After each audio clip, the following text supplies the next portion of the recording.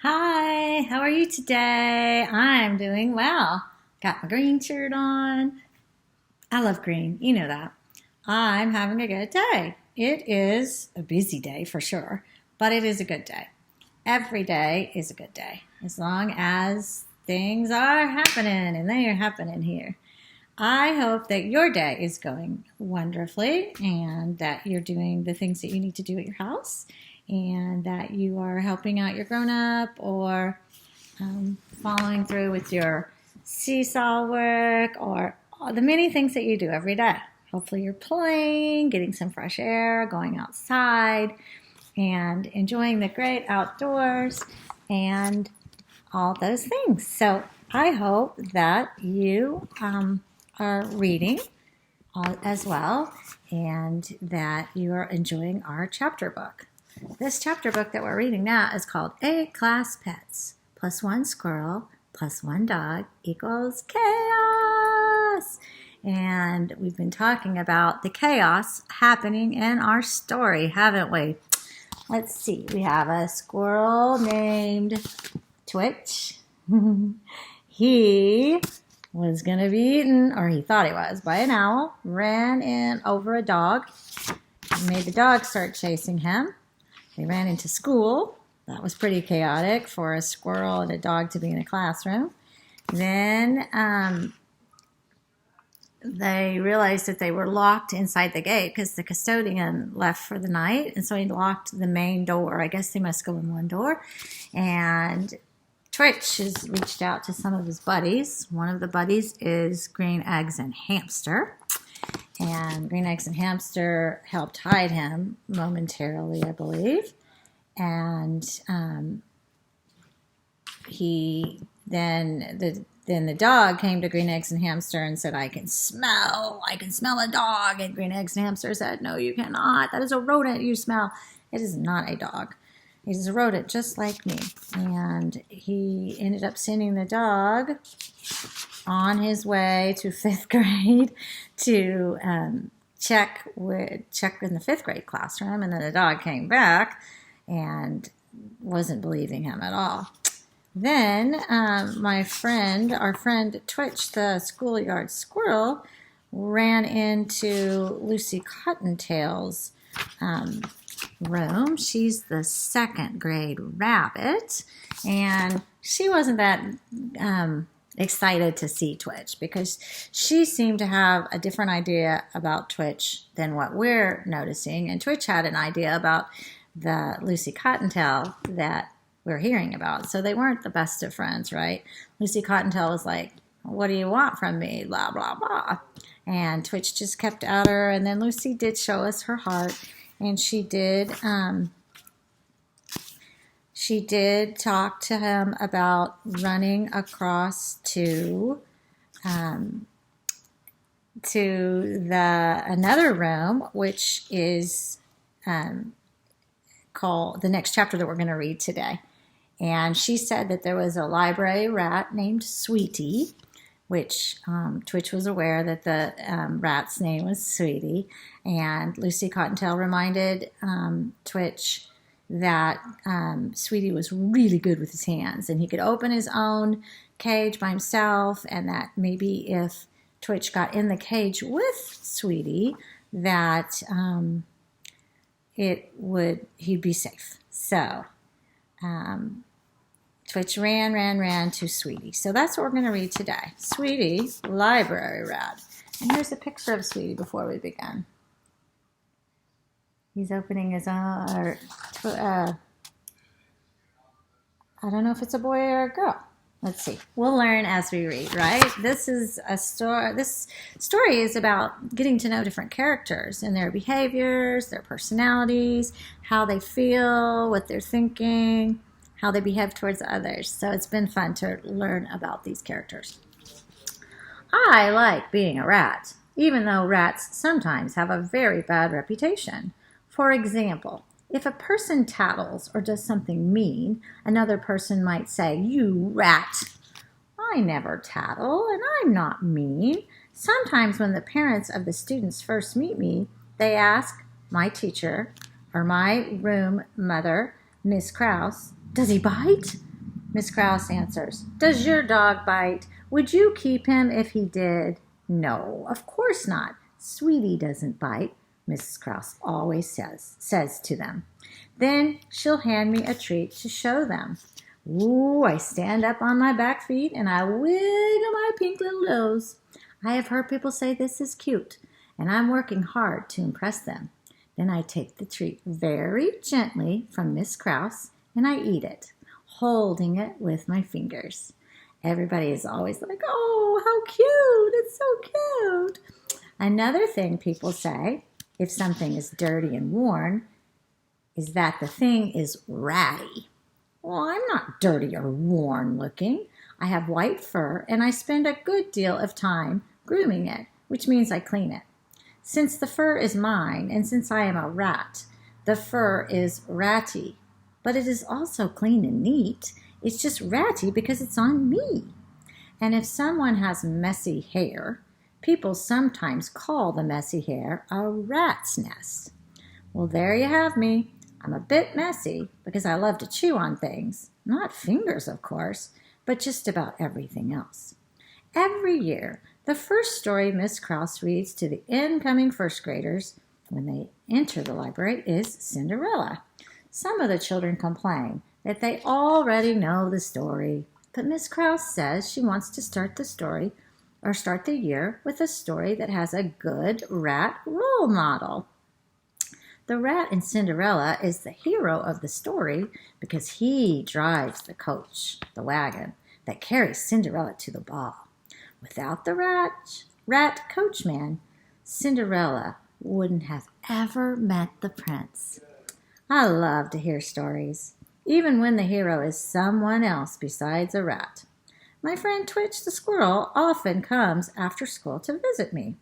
He's too shy to sit on the window ledge when the children are there because they move too fast when they see him. Twitch calls me cousin and tells me stories about outside. I tell him stories made up from bits and pieces of the ones I've heard from Miss Krause, the librarian, and the children. In my stories, the hero is almost always a rat. In Twitch's story, the bad guy is always an owl. One day, Twitch came, not to the window ledge, but running into the library. Help, he said. I started to say, what? But before I could finish asking, a dog ran in behind him. Rats can't see very well, which is why, when we are loose in a room, we like to stay near the walls. But we are excellent at sniffing. I could smell the dog right away. He smelled angry, and then I heard that dog. There you are, the dog barked at Twitch. You're going to make a tasty supper. In stories, that would be called showing a character's intentions, something that the character plans to do. I guess owls aren't the only ones who can be bad guys in a squirrel story. Twitch ran up the leg of one of the library tables where my cage sits. He grabbed hold of the bars of my cage and said, Cousin, help me. Back off, I yelled at the dog, trying to make my voice big and fierce. The dog was not impressed. His barks were a lot scarier than my squeaks. He jumped at us. He wasn't tall enough to be able to jump onto the table where Twitch and I were, but he almost made it. He jumped again and got a little higher, so that the nails of his front paws scratched the wood of the table as he tried to hold on. But that dog just couldn't hold on. Twitch said to me, The rabbit says you can open your cage and let me in. Good idea. That rabbit is very smart, said Sweetie. I jiggled the latch. The dog jumped again. His front part landed on the table, but the weight of his back end made him slide off again. For a moment, the dog got tangled up in his own long leash, but only for a moment. He took a few steps away to get a running start to try to jump again. Twitch, I said, let go of the door. I can't swing it open with you holding on. Twitch let go. I swung the door open and Twitch ran in. I slammed the door shut. Whew, safe. The dog leaped, and this time he landed on the table with the cage, with us. But he was going so fast, he slid and rammed right into the cage, knocking us, in the cage, into the display of art books Miss Krause had set up. Whoa. Books and cage and Twitch and I went flying off the back edge of the table. I was dizzier than the time Miss Krause put me in an exercise ball and one of the boys kicked it across the reading area. Except nobody was calling for a timeout for this dog. The cage had landed on its side, and I could see that the door had not only popped open, it was bent back.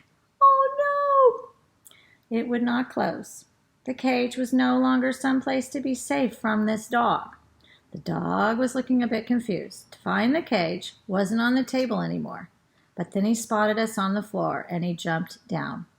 Run! I yelled to Twitch. So here we go. Here goes the cage. Boy, that dog is determined to get that squirrel. And knocked that cage right off the table. Now, I don't know if I've told you this, but perhaps I have. Maybe and maybe not. My little friend, Katie, my little dog, loves to chase squirrels. They can be up a tree, and she starts jumping and howling, not howling, barking, like she can get the squirrel that's way in the tree. And when we're on our walks, she's always looking for squirrels. And in fact, she's always jumping up to places where I'm not expecting.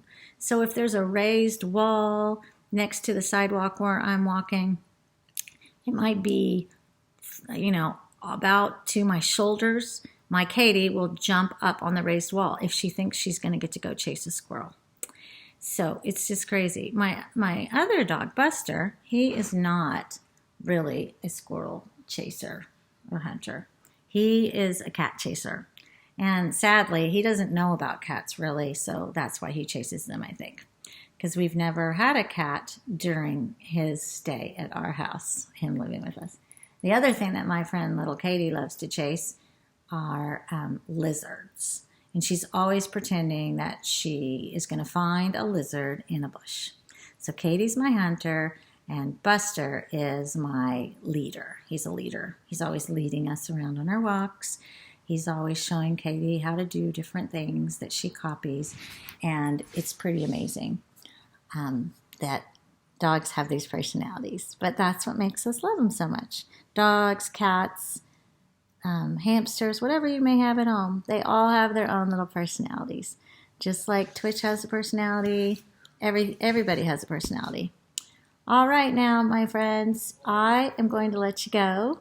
I was feeling a little cold earlier, so I put on my knee socks with my skirt and my shirt. So I look kind of silly. I just realized that I showed you my knee socks. But at least my feet were warm. But now I'm feeling like I need to take them off because I'm not cold anymore. In fact, I'm a little bit warm. I think it's because of the warm lights in my house or because it's warm outside. Either way, it's nice that I have socks to put on if my feet get cold. And it's nice that I have lights in my house. So I hope you have a great, great day. I hope you work hard. I hope you show your Farnham ABCs. A, act responsibly. B, be respectful. C, care for others, just like you always do. Today is no different. Remember to always do your best, just like you do every other day. And remember, I am smart. I am kind.